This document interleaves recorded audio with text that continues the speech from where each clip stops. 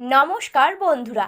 এই বছরের দ্বিতীয় এবং শেষ চন্দ্রগ্রহণ সেপ্টেম্বর মাসে ঘটতে চলেছে। এটি একটি জ্যোতিষবিদ্যাগত ঘটনা। এবার আংশিক চন্দ্রগ্রহণ হবে। এর প্রভাব পড়বে ভারত সহ বিশ্বব্যাপীর জীবনে। বেশিরভাগ মানুষ জানতে চাইছে চন্দ্রগ্রহণ সম্পর্কে।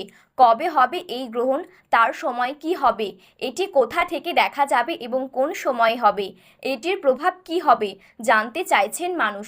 তো বন্ধুরা, বিস্তারিতভাবে জানতে হলে অবশ্যই ভিডিওটি শেষ পর্যন্ত মনোযোগ সহকারে দেখবেন এবং আপনি যদি চ্যানেলটিতে নতুন দর্শক হয়ে থাকেন তাহলে চ্যানেলটি সাবস্ক্রাইব করে পাশে থাকা বেল বাটনটি অল করে রেখে দেবেন পরবর্তী ভিডিওগুলো সবার আগে দেখার জন্য।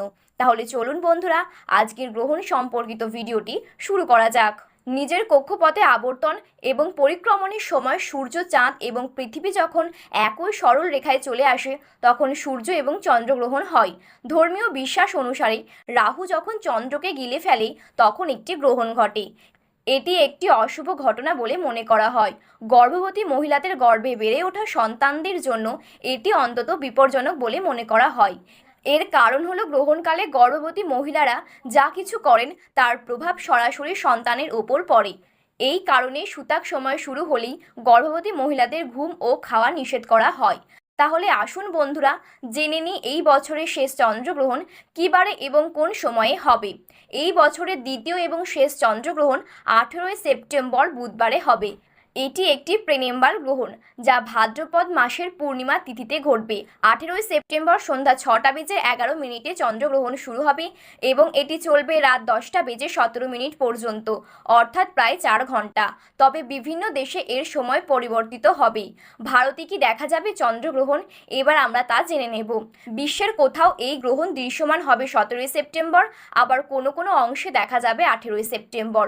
উত্তর আমেরিকা, দক্ষিণ আমেরিকা, ইউরোপ, আফ্রিকা এবং এশিয়ার কিছু অংশ থেকে দেখা যাবে এই গ্রহণ।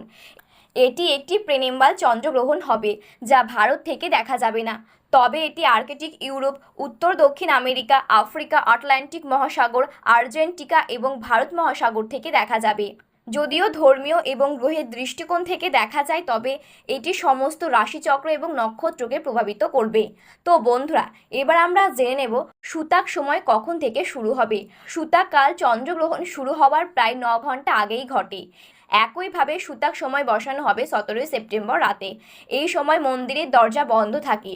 ধর্মীয় বিশ্বাস অনুসারে সূতক সময়ে কোনো শুভ কাজ করা উচিত নয়। এছাড়াও গর্ভবতী মহিলাদের খাওয়া থেকে শুরু করে সবজি কাটা থেকে শুরু করে রান্না করা পর্যন্ত এই সমস্ত কাজ এড়িয়ে চলাই উচিত।